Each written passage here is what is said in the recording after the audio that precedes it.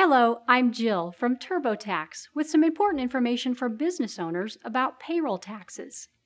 As an entrepreneur, you probably realize that there are some business expenses you just can't control, like the payroll taxes you have to pay for yourself and each person you employ. When your business can't operate without employees, your budget should always take into account the cost of payroll taxes that employers are responsible for, in addition to the salaries you pay. The most costly of the payroll taxes are the Social Security and Medicare taxes.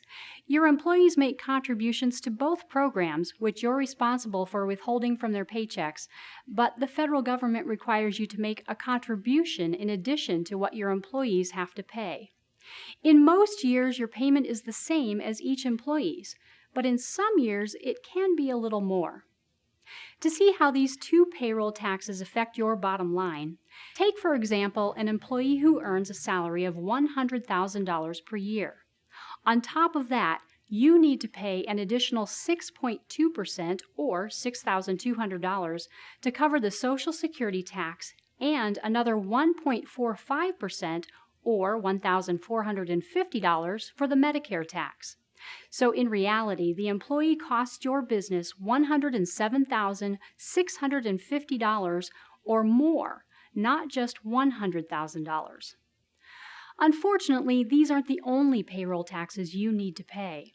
Employers are also responsible for paying federal unemployment taxes, or FUTA, which are also calculated as a percentage of a portion of each employee's salary.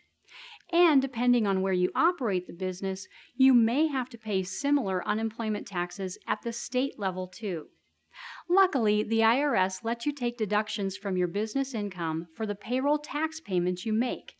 And it doesn't matter whether you operate a corporation with 50 employees or a sole proprietorship with just one employee. You can always reduce the income tax on your business earnings with a deduction for payroll taxes. There is one way you can avoid paying employment taxes entirely, but this requires that you only use independent contractors to provide the services that your business needs.